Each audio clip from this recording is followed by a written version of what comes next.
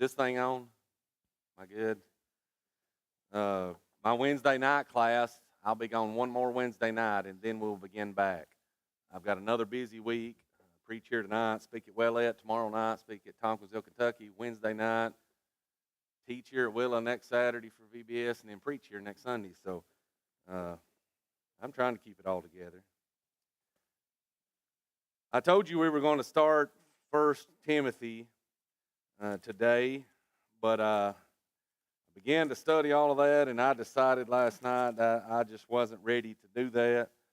So I pulled an old lesson out that I think will help us today in our lives.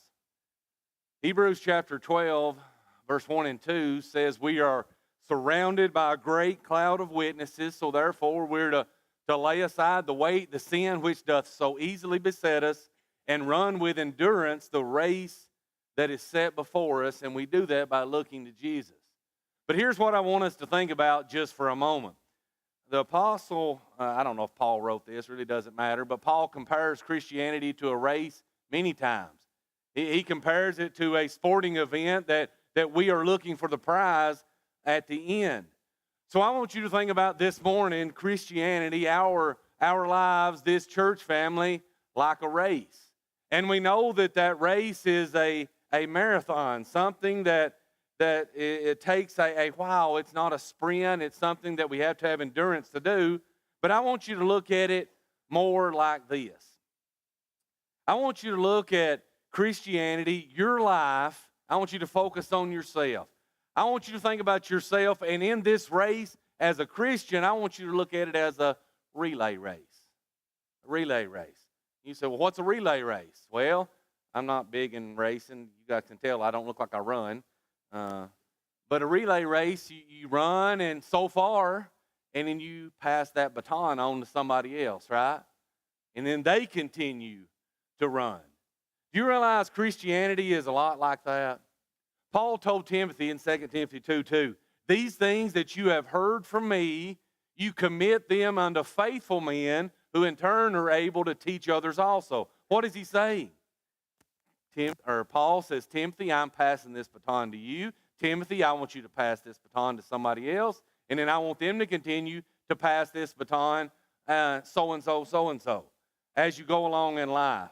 But here's the question. You think about your life as a Christian. You think about the things that you do and focus right here on Willow Avenue. You think about the things that you do here.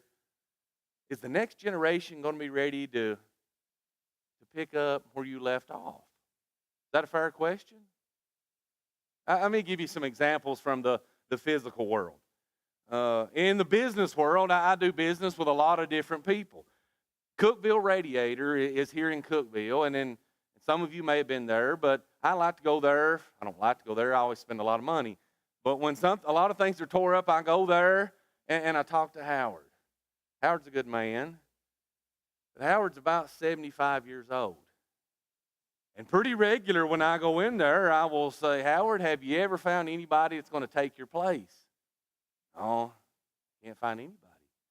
He said, all my help's in their 60s, and he said, I don't have anybody to pass this on to. And you know, when I think about that depresses me. Why? Because in a few short years, what's going to happen? It's gone. And there's not another radiator shop between here and Nashville, as far as I know.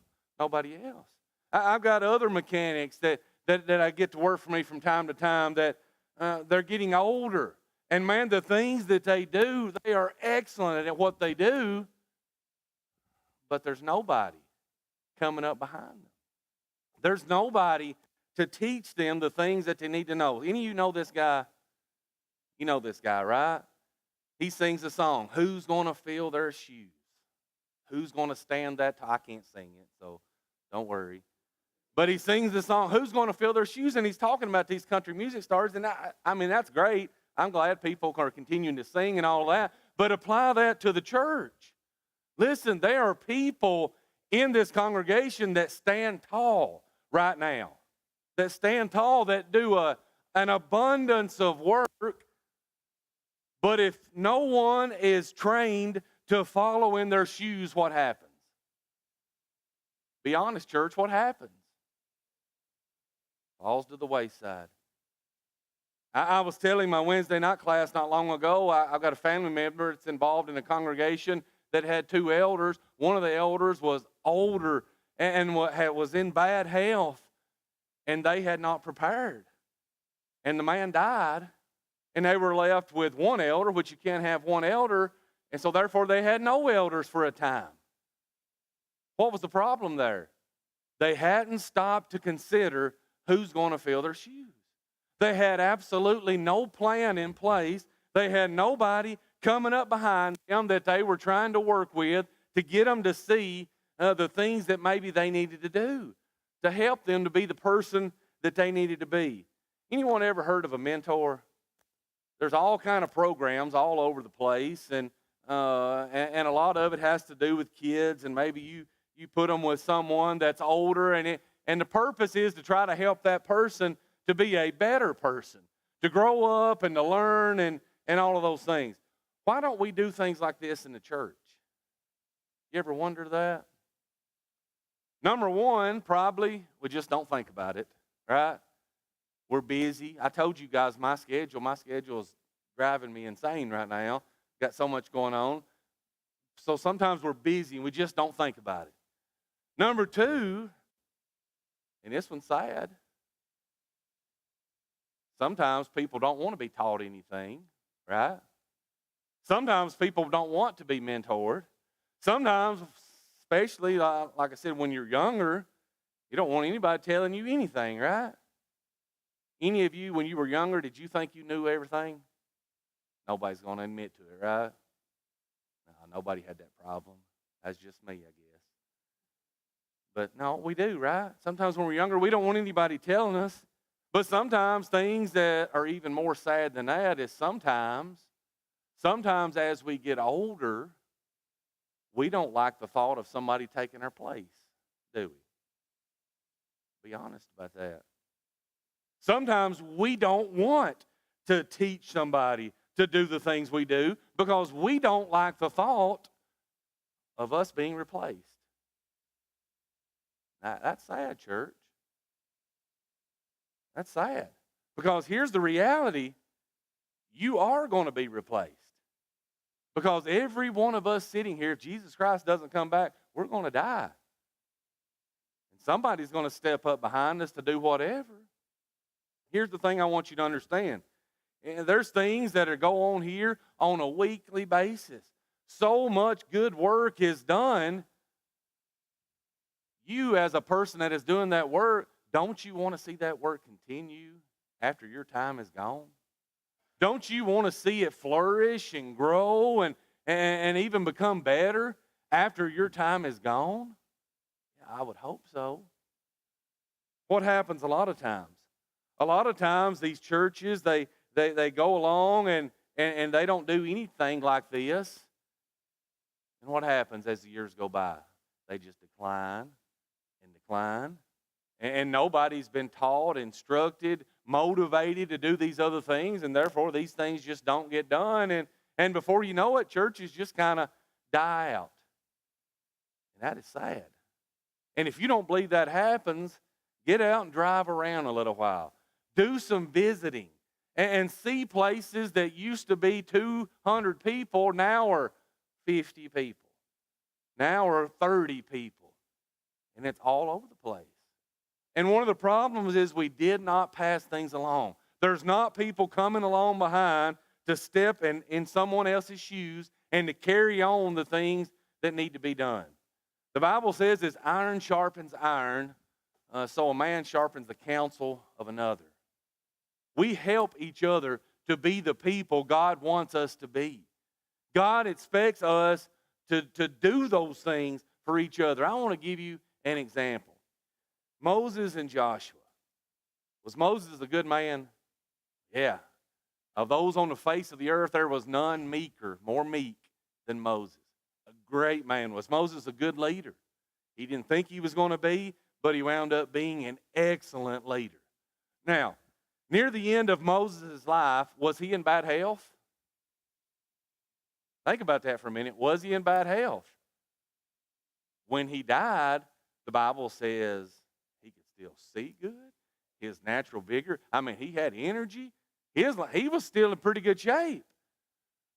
So God tells Moses in Numbers chapter 27, verse 12, he says, the Lord said unto Moses, get thee up into this Mount Abram, and see the land which I have given thee unto the children of Israel. And when thou hast seen it, thou shalt be gathered unto thy people, as Aaron thy brother was gathered. For you rebelled against my commandment in the desert of Zin, in the strife of the congregation, to sanctify me at the water before their eyes. That is the water of Meribah and Kadesh in the wilderness of Zin. God says, Moses, I'm going to let you look at the promised land. You've been leading these people all these years. You've done a great job. Moses, you disobeyed me, though. I told you to speak to the rock. You struck the rock. And because you have disobeyed me, I'm going to have to punish you. That was for Moses, but it was also for the children of Israel to show that, God doesn't tolerate sinfulness. So Moses knows that his life is drawing short. He knows that his time has come, and God's got a plan. God's got a plan that goes hand in hand with exactly what we're talking about this morning. Moses spake unto the Lord, and he said, let the Lord God of all the spirits of flesh set a man over the congregation. God had a plan. Moses had a plan. Do you think he really loved these children of Israel? He did, didn't he? There were times that God was so frustrated with them that he wanted to destroy them, and who would go to bat for him? Moses. Who would go and say things like, God, you take me. You punish me. You take away salvation from me. Do whatever you want with me, but save these people. Moses had invested 40 years of his life in these people. He loved these people dearly. And he knows that his time is coming to an end. He doesn't know exactly when that's going to be, but he knows it's coming. And he says, God, we've got to get somebody to step in. We've got to get somebody to fill my shoes. We've got to get somebody that can carry on this work so this thing doesn't stop.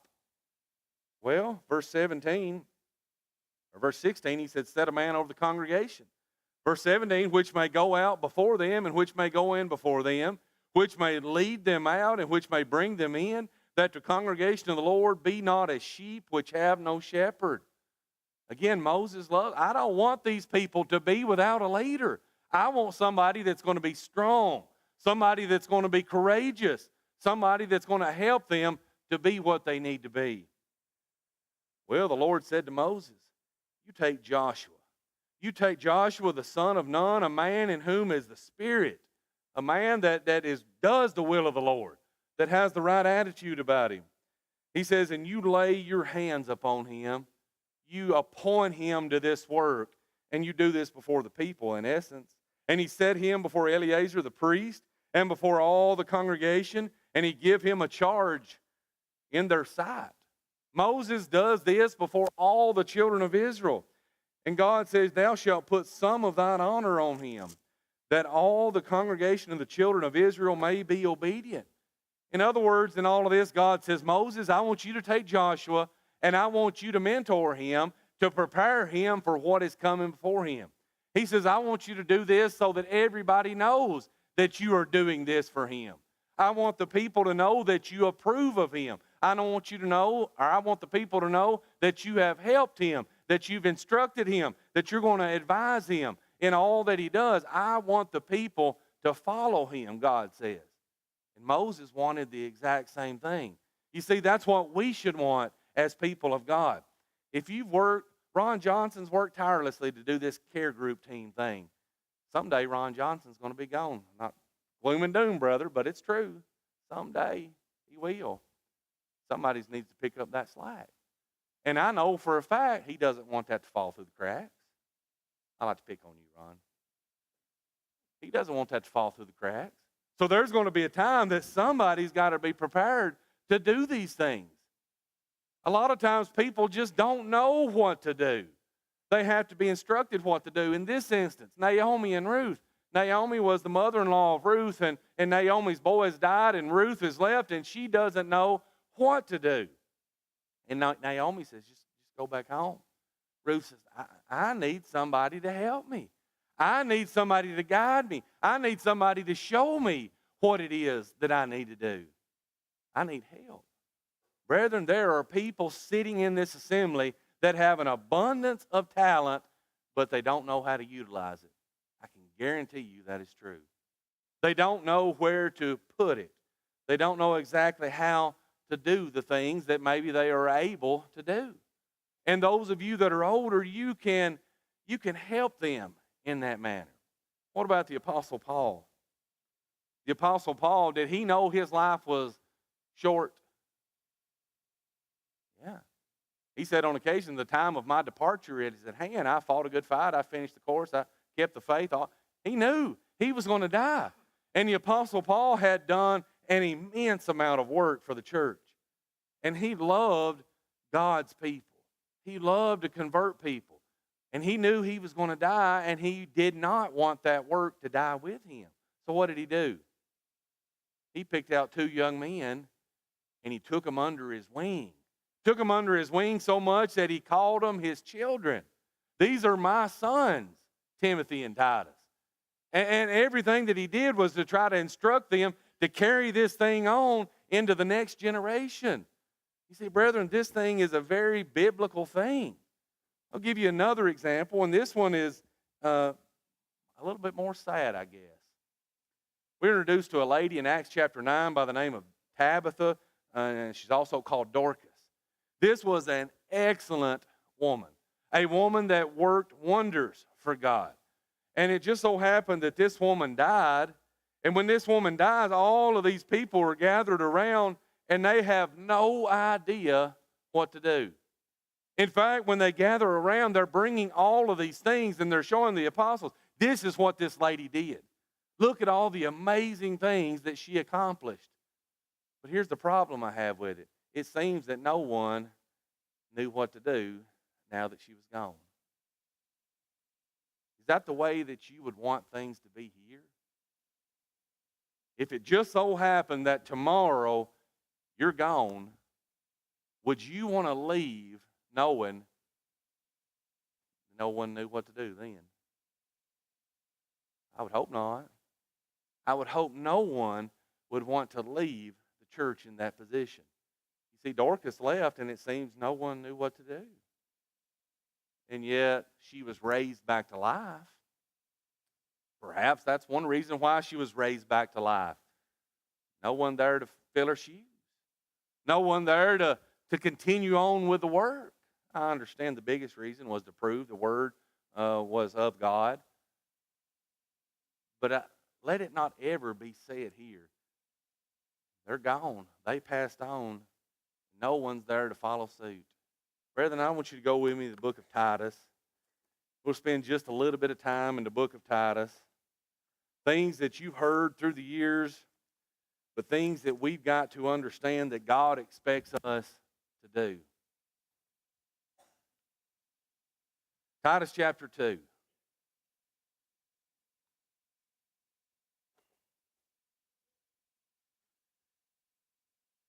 It says, but speak the things which become sound doctrine. You see, Paul looks at Titus as a child in the faith, as a son in the faith, as his replacement. And as his replacement, he says, Titus, here's what I want you to do. And I want you to preach sound doctrine. I want you to make sure that everybody that you come in contact with, every church you try to establish, every convert you try to make, I want to make sure that what you're doing is teaching them the truth. Nothing but the truth. He said, here's sound doctrine, or at least part of sound doctrine. He said, I want you to teach that the aged men, is there any aged men in here? Nobody wants to admit it, right? Not old, you're just experienced, right? You older people, you aged people. He says, you've got to be sober. You've got to be sober. You've got to be a person that's mind thinks clearly. And usually, as we get older, what happens? We understand the importance of thinking more clearly. We understand that. I had a conversation with a guy just this past week, and he were talking about a family member that he had, and he was talking about how much they had grown up. They're almost 50 now. They finally got to the point to where they've grown up and they're thinking clearly. And a lot of those mistakes they'd made younger, finally getting past that. Paul told Titus, tell the older men they've got to be sober-minded. He says, tell them that they've got to be grave. Grave. Sometimes when we think about being grave, we think about being gloomy, right? Tell them they need to be just an old gloomy grouch. That's not what he's saying. The word grave simply means to be serious. Now, does that mean you've got to be serious every moment of every day? Boy, I hope not, because life's no fun if you're always serious. That's not what he's saying. But when it comes to things that are of utmost importance, as a Christian, we need to be serious about it. We need to take it seriously.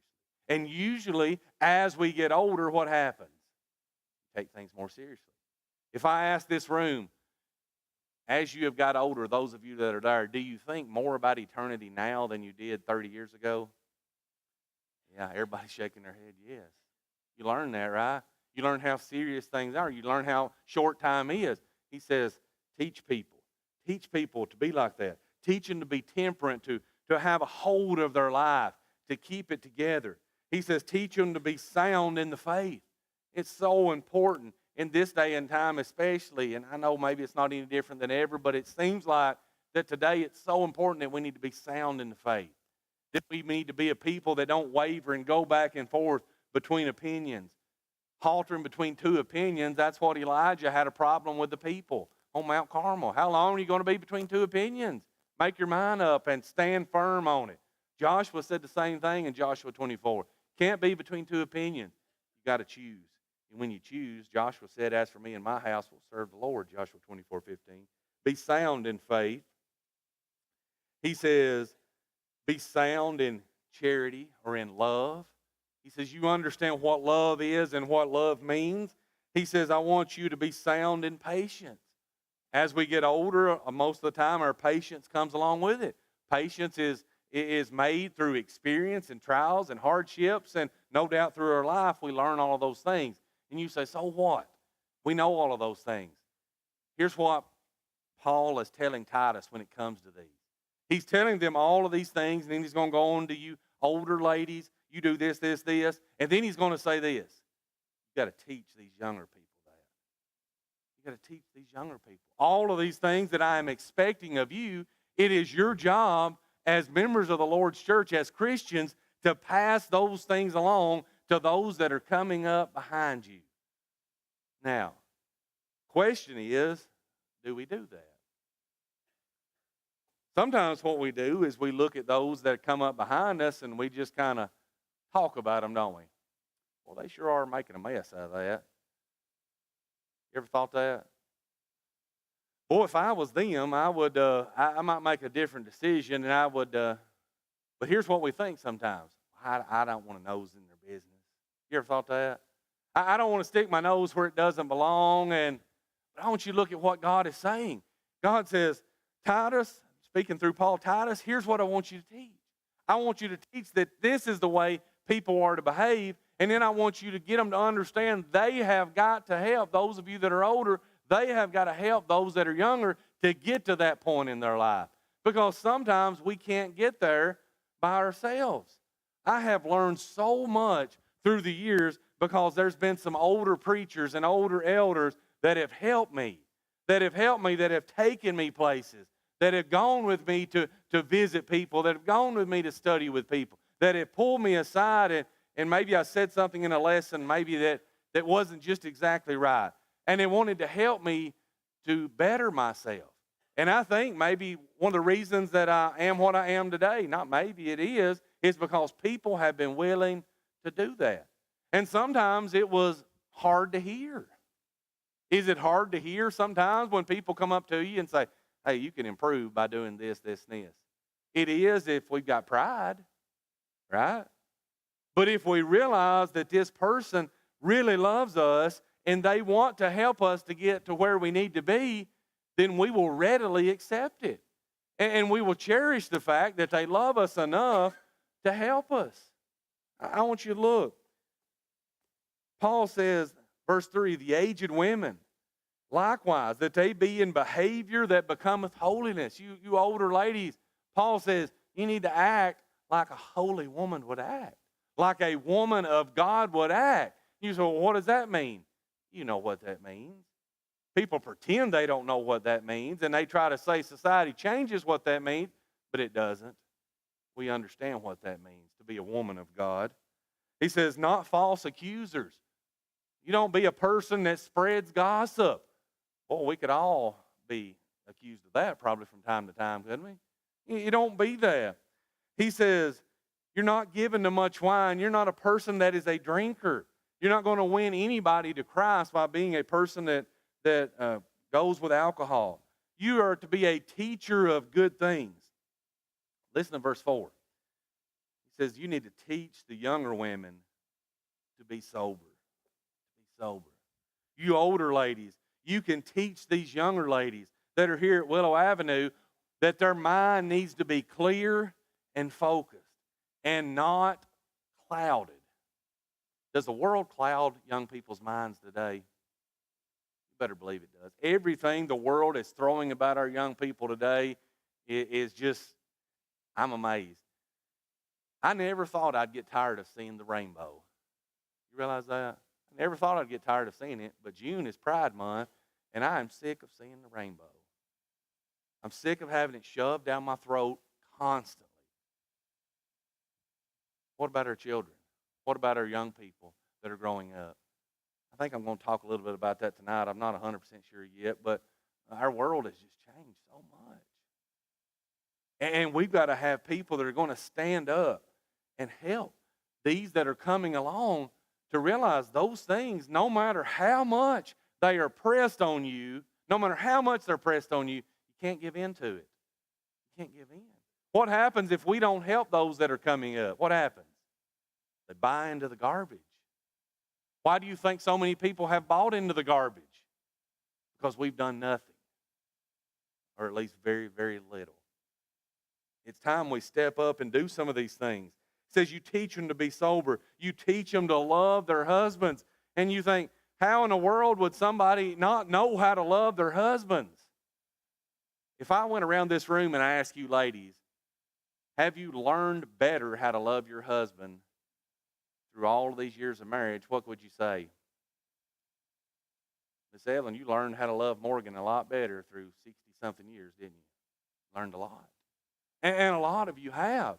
But then you've got couples, they come in, they've been married 5 years, and they're really struggling. And what would be wrong with those of you that have been married 50 years helping them out? What would be wrong with you going to them and say, hey, I've been right where you was at. I can remember back in whatever year, we were right there, and man, we were to the point of splitting up, and this is how we got through it. This is what we had to do. This is the things we had to endure. This helped us, this hurt us, whatever it is. What's wrong with sharing your experiences with other people? Don't you think that's exactly what God expects? That's what God demands. Paul says this is sound doctrine, that you do these things. He says you teach them to love their children. You say, it just blows my mind. Somebody's got to be taught to love their children. Go talk to somebody who works for DCS sometime and ask them if people need to be taught to love their children. And I would say you'd be surprised at what all they tell you. People don't know. A lot of people have no idea.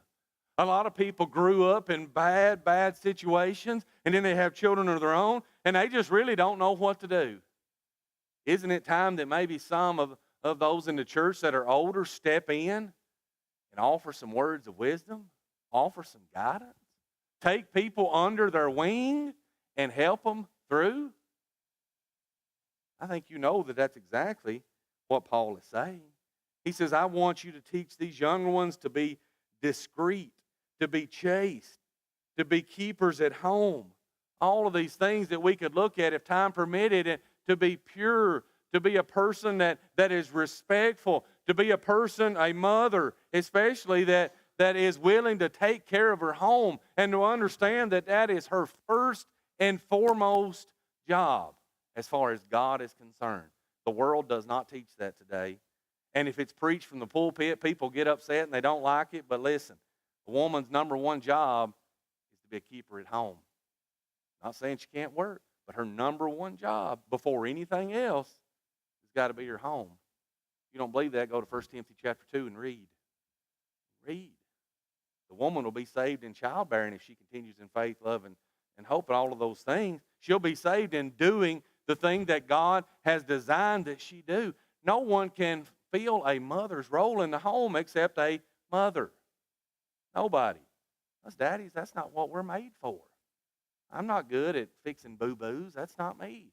I tell them to suck it up and go on, right? Probably not my best quality, but you see, God understood all of that.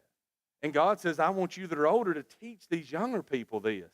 Teach them to be good, to be obedient to their husbands. Man, that's not politically correct today, is it? You mean you're to teach a woman to be obedient to her husband? Throw that one out the window and cut it out of your Bible, right? Get the Sharpie. We don't like that. But let me ask you something. If a home functions like God intended for a home to function, what kind of place is it?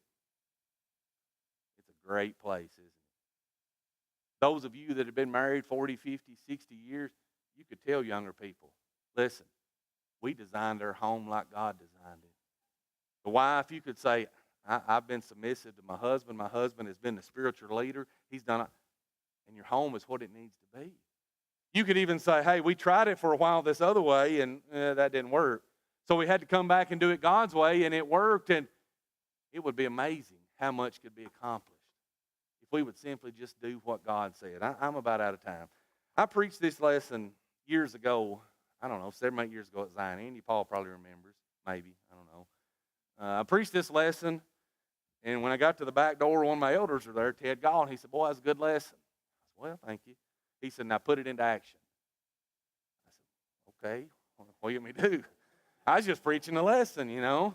He said, put it into action. You stood up and you said, we need to be mentors to the people in the congregation. We need to help them. And I said, yeah, that's what I said. He said, put it into action. Okay. So we started having meetings, and we decided we were going to start a whole program. We were going to pair people up in the congregation, older people with younger people. And that was 7 or 8 years ago, and to my knowledge, they're still doing it today. What we did is we sat down, we had all of these, everybody that was willing to participate, we had questionnaires that you filled out. And in those questionnaires, these are some of the things that we ask. And you may look at that and you say, well, some of them aren't biblical things. No, some of them aren't biblical things, but they're life things. They're life things. And you know what sometimes we don't realize? This is something I found out. We had a lot of young people there. They didn't know how to air a tire up. They didn't know how to check the oil in their vehicle. They had no idea how to jump start their car if they were out and their battery was dead. And you say, well, that's not the church's business. Brethren, that is part of the church's business. Doing good to people. You see, not everybody has a home. Not every young person has a home where there's a mama and a daddy and 4 grandparents, you know, all around and just surrounding them and teaching them. Not everybody is blessed with that. And there's so many things that we take for granted that just everybody knows, or they've got somebody there to help them to do that. And there's a lot of times people don't have somebody there to help them to do that. And they have to figure out so many things on their own. And maybe it's time as a church that we step up and we try to help each other more. And people that we would pair up, they grew closer together. And within this, they had to do something together at least once a month. And it had to be reported back, and we held each other accountable, and it was a great program. It was a great program, and so much good was done through that. But I want you to look at these things. There's a lot of maybe younger people. Maybe they would love to do a Bible study. But I'm going to tell you something. Doing a Bible study is intimidating.